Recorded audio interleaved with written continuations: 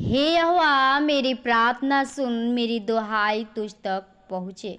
मेरे संकट के दिन अपना मुख मुझसे न छिपा ले, अपना कान मेरी ओर लगा। जिस समय मैं पुकारूं उसी समय फुर्ती कर से सुन ले, क्योंकि मेरे दिन धुएं के समान उड़े जाते हैं और मेरी हड्डियां लुकटी के समान जल गई हैं।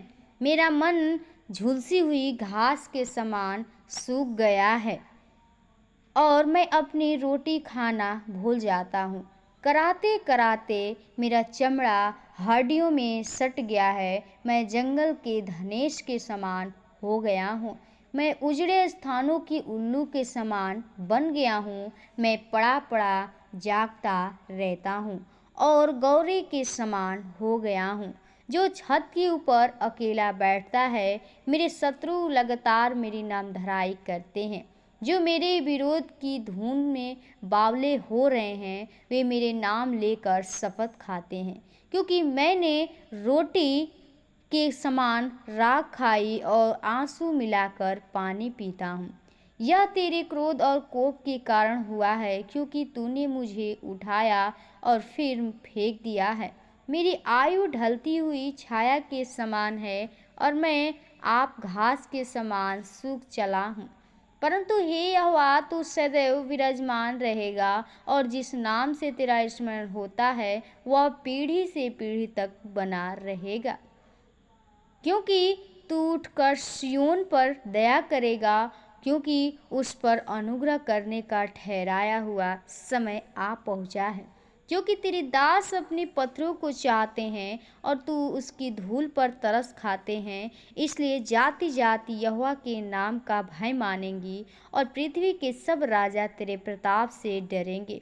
क्योंकि यहोवा ने सिय्योन को फिर बसाया है और अपनी महिमा के साथ दिखाई देता है। वह लाचार की प्रार्थना की ओर मुँह करता है और उनकी प्रार्थना को तुझ नहीं जानता।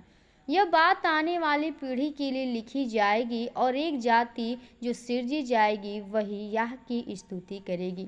क्योंकि यहोवा ने अपने ऊंचे और पवित्र स्थान में दृष्टि करके स्वर्ग से पृथ्वी की ओर देखा है, ताकि बंदियों को कराहना सुने और घात होने वालों के बंधन खोले और सिय्योन में यहोवा के नाम का वर्ण किया जाए और यरूशलेम में उसकी स्तुति की जाए। यह उस समय होगा जब देश देश के और राज्य राज्य के लोग यहोवा की उपासना करने को इकट्ठा होंगे।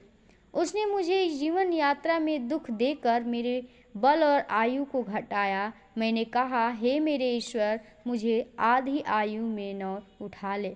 तेरे वर्ष पीढ़ी से पीढ़ी तक बने रहेंगे। आदि में तूने पृथ्वी की नींव डाली और आकाश तेरे हाथों का बनाया हुआ है। वह तो नष्ट होगा, परंतु तू बना रहेगा और वह सब कपड़े के समान पुराना हो जाएगा। तू उसको वस्त्र के समान बदलेगा और वह बदल जाएगा, परंतु तू वही है और तेरे वर्षों का अंत नहीं होने का। तेरे दासों की संतान बनी रहेगी और उनका वंश तेरे सामने स्थिर रहेगा। आमीन।